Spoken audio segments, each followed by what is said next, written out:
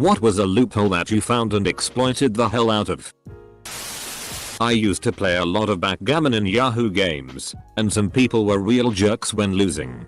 Most commonly they'd stall the game by taking the maximum 5 minutes per move, hoping I'd resign. I learned a way to boot these people off Yahoo for as long as I wanted, by trying to log into their account. When I used the wrong password 10 times, the account was locked for 24 hours. They couldn't log in again until I chose to allow it. Not truly a loophole, but I got a flyer in the mail one day from a pizza joint advertising $5 large pizzas on certain days of the week with a code that was valid for another month. I'm still using the code to this day. 3 years later. It's only worked at the local branch so far, but I've been riding that gravy train as hard as possible. By accident I found a gumball machine. If you turned the dial really slow it would drop the gumball. Then you could dial it back just enough so the next gumball would drop into the tumbler bits. Then slowly dial forward again until it drops, etc. Got about 20 of them and stopped when I realized that I really didn't want to chew that much cheap gum. Back when you could win a free Coke under the bottle cap, I spotted a pattern where the caps that I won had a logo on the top that looked faded, whereas the losers all looked pristine. For 2 weeks, every day after school I'd stop at the UDF and exchange yesterday's cap for a new Coke. A few years ago, there was a promotional sample of cat food. The bag cost $3 and it had a $3 coupon inside it. The coupon did not have a weight limit on it. So I bought a big plastic bin, put it in my trunk, and for an hour, went in and out of the store filling that plastic bin.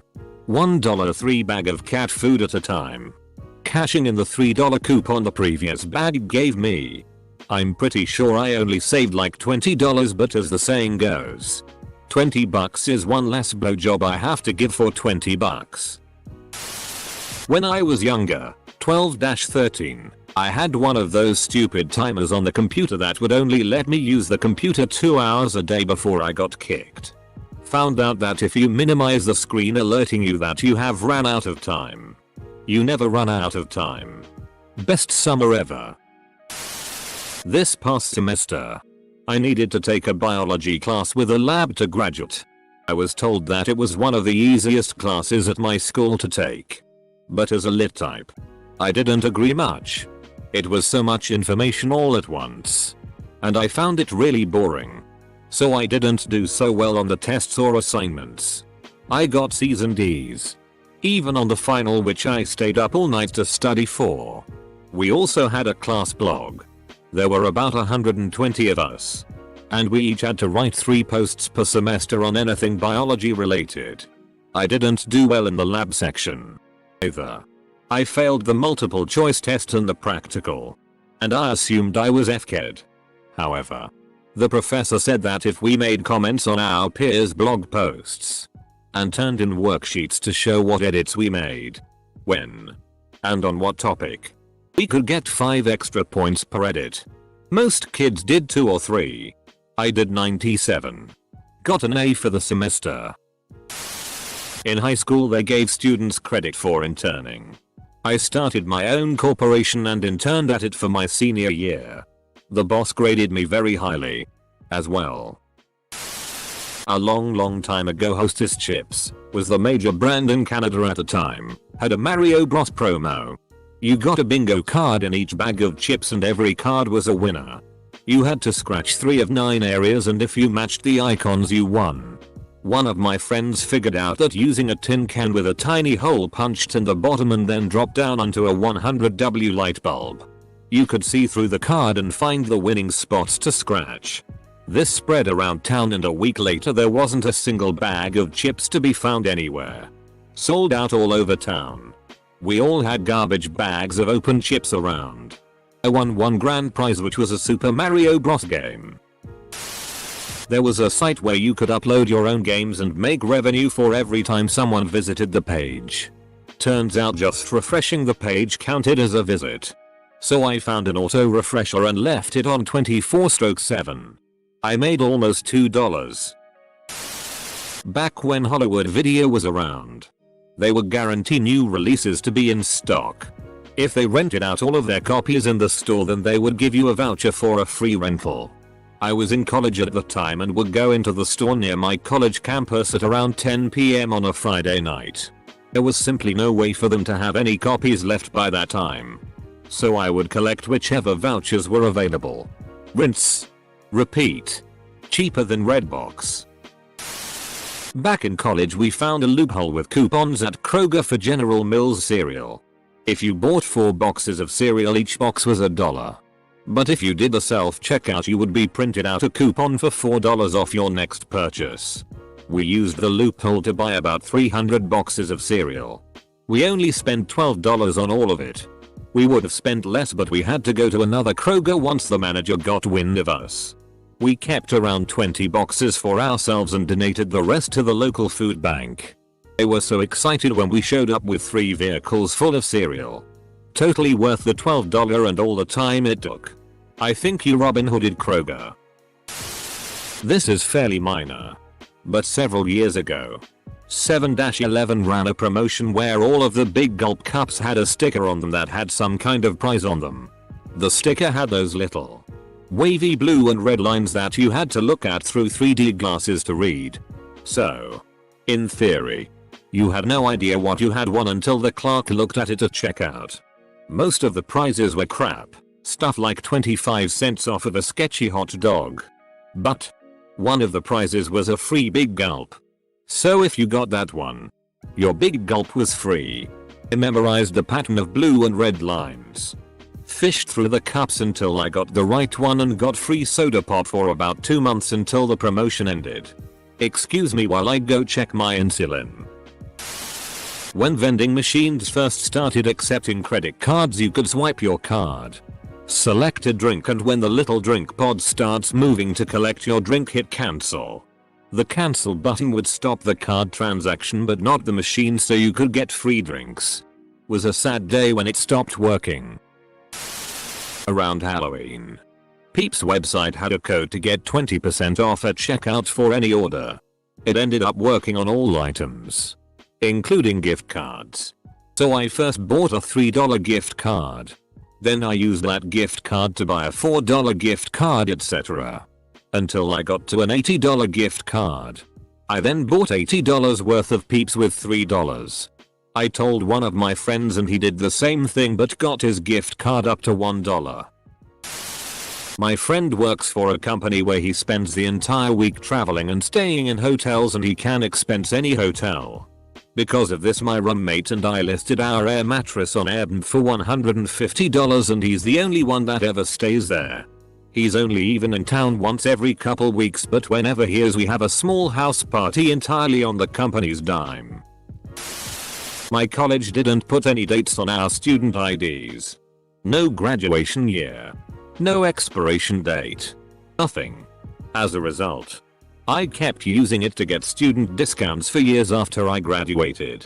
Mostly the 15% off J. Crew discount. Penn State fixed that by making IDs fall apart after a year or two so they could charge you for a new one. There was a Papa John's coupon for 50% off if the official PJ Twitter retweeted you. I found the code looking through their website. I got half off pizza for a year and a half. They also have if you enter 25 off in the promo code, you get 25% off. It still works after all these years. Edit. Guys, I'm just pointing off one less known offer. Not claim it's the pinnacle of pizza deals. Back in the 80s, raffle for a car had write your own entries. Printed off thousands of pages of entries on my printer. One car. Unfortunately I was too young to drive. My sister totaled it before I got my license. Easy come. Years ago when online poker was a thing in the US, there were sites that let you look at statistics on other players. They'd give you like one free look. But I realized you could just manually change the player's name in the link and get unlimited free statistics from them. I used it a lot to see if someone was a good player or not before sitting down at tables with $20 plus buy-ins. There's these 3 Dunkin' Donuts in my area that let you buy coffee cards. Basically you pay $200 for the card and can come through any part of the day. However much you want a day and get an any size coffee for a year. Well, my mom bought one last year and it had expired. She bought another one this year and it looks exactly the same as the old one. They took no effort into changing the card at all. So my mom gave me her old one and I get free coffee whenever I want. Edit. They're not scannable cards or gift cards. It's literally just a pink piece of paper in the shape of a card that has the Dunkin' Donuts label on it and the locations where it's valid and a manager's signature. It does have the date it expires on there real small, but they have never once checked my card. They only ask me to flash it at them. So I guess the day they ask to inspect it the jig is up. The online community that played Diablo 2 created its own form of currency by trading valuable in-game items for rarings called Sodges, Stones of Jordan. For instance, if you wanted that rare plus attack power armor, you would buy it for 12 Sodges. Anyway, I figured out that there was a discrepancy between the worth of an Sodge in game and its actual monetary worth on eBay, same with magic items. But in reverse. I would buy Sodges on eBay for cheap, go in game, and trade them for rare magic items. Then I would sell those magic items on eBay for way more than I paid for the Sodges. I made enough money to pay for college books and other living expenses. Blizzard tried to capitalize on this when they released Diablo 3, but they failed miserably by regulating the market too much. The system worked in D2 because it was only regulated by the supply and demand of the users. Worked at Walmart.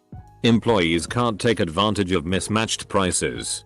See 3DS XL labeled at $70. When they first came out. Friend is with me. Hand him money to pay for it. Get new 3DS XL for $70.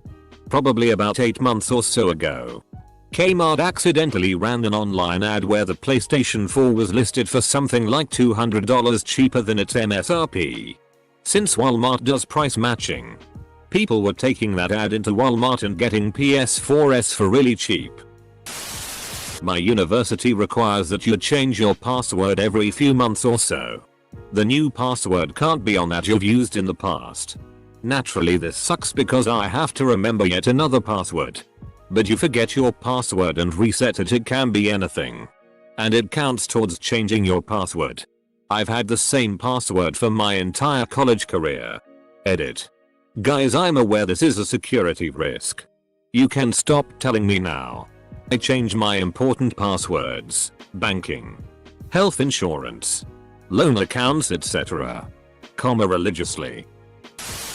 At my local movie theater, you could get a small drink for $2.50 or a large drink for $3.50. And large gets unlimited refills. Or you could get a Subi tea for $2.50. But they didn't give you the Subi bottle because they wanted to avoid any broken glass incidents. So they poured the Subi into the large cup. Boom. Unlimited large drink refills. I saved several dollars that way. My son attends speech and occupational therapy every week. Usually it is a $35 copay for each therapy. But if I do them on the same day I only have to pay the copay once. Saves me about $140 a month. Edited to clarify. Since it came across like my child was a therapist. There used to be an electronics store called Hastings where I grew up that sold both new and used electronics. They had a deal that if you traded in 3 used games of a common type, e.g. all PS2 games, you could get a brand new game for free. No strings attached. Just free. Any game of that system.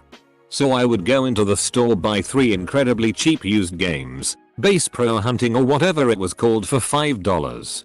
They had dozens, and then walk out. Double back. And then trade those in for a $60 brand new game. I did this constantly for a few months while being harassed by the managers there until they stopped the promotion. In elementary school we had the accelerated reading, AR, program. You would read a book, take a test on the computer, and be awarded points based on how well you did. At the end of the year you could buy things at the bookstore with the points you accumulated. I had just finished reading Harry Potter and the Prisoner of Azkaban and got a perfect score on the test. The computer was only supposed to allow you to take the test once, but I figured out you could take that specific Harry Potter book unlimited times. I racked up so many points and was never found out. Edit. Apparently a lot of people had an AR point scam. Who would have thought Reddit users would compete for fake points? I just read choose your own adventure books and pick terrible options for Pizza Hut's Book It. I worked in a call center during college. Our main performance measure was the number of donations solicited per contact. If the person didn't answer or hung up immediately, it didn't count against you. I discovered a bug where, if I blew into the microphone just as the phone started to ring, it would register in the computer system as a no answer and dial the next number.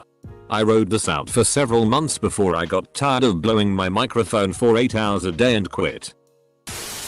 In the 80s, Chuck E. Cheese's didn't shred the tickets you get out of their games and used to buy toys, candy, etc. My friends and I were biking one day behind a strip mall practicing our wheelies and jumps. We saw a worker throwing a garbage bag of tickets into the dumpster behind Chuck E. Cheese. We grabbed it and then started circling back about once a week. Garbage bags and garbage bags full of tickets. We were doing so well. One of my friend's parents got in on it. She would take the minivan behind there and have her kids load up. And this is why tickets are now shredded. I think I still have a huge stockpile of frisbees and stuffed animals in my parents' attic somewhere. Back in the day at my local Charles Cheese, they weighed the tickets. Bought a TTY Sega Genesis game. I think it was some flight sim, which was the crappiest game I ever played. So I took it back to Kmart and got told no refunds for opened games. Replacement for the same one if broken. Annoyed that I couldn't get my money back, I said it was broken and went for the replacement. They handed me a new copy of the game and my original receipt. Left and came back an hour later. I want a refund for this game. Here is my receipt and an opened game. Got my money back. Went and bought a different shitty Genesis game. I was once the only person to show up to a Microsoft CRM event. Since I was the only person to attend, I automatically won the door prize of a Xbox 360 with a Kinect. The downside of this loophole was 3 long hours of talking with MS product evangelists who were very disheartened and desperate to make a sale. I used to work at a small town bank with an ancient computer system. We had a small stash of Canadian currency that we would occasionally exchange for customers free of charge either way. To do this, we looked up the current exchange rate and used our teller software to give us the value of $XX. XX CAD to USD or vice versa. I found out one day that this exchange rate never updated and was stuck at 0.72 Canadian dollars to every $1. This was back when the USD was lower in value than the CAD. Being the enterprising individual that I was, I exchanged all of my cash, not much at the time, I was 16, for CAD with the excuse that I was going there over the weekend. Went to a bank down the street and traded that shit in for an easy 50% gain or something like that. I did this over and over for at least a year until they finally fixed the issue with the computer. In college I bought a pack of coupons for Hungry Howie's Pizza. It had 3 coupons for a free pizza. No other requirements. Just a completely free pizza. I would call and order my pizza. Tell them that I had the coupon for a free pizza. Show up and forget to give them the coupon every time. I always had it on me as a backup, just in case they did ask for it. But, out of the 3 coupons, they only asked for it once. I kept using them for months. Until the coupons expired. Which I am sure they were looking for. I ended up getting a few dozen free pizzas out of them. Which was great for a college student. When my friends and I were in 6th grade we were always looking for a hustle. We would collect our parents' empty soda and beer cans to return to the Safeway near us for a few bucks to buy candy. One day they installed these big machines that automated the process so the employees didn't have to manually count the cans. You would put your can in the machine through a wide tube. It would roll the can around until it read the barcode. Drop the can into a locked storage bin inside and you would repeat this until all of your cans were tallied. It would print a receipt that you would exchange for the cash amount of your cans at the register inside. My friends and I tied a can to the end of a stick. Got the machine to read the barcode and then pulled the stick out before the mechanism would force our can on a stick into its belly. We did this once a week and got about $20 each time before we would get nervous and stop so we wouldn't get caught.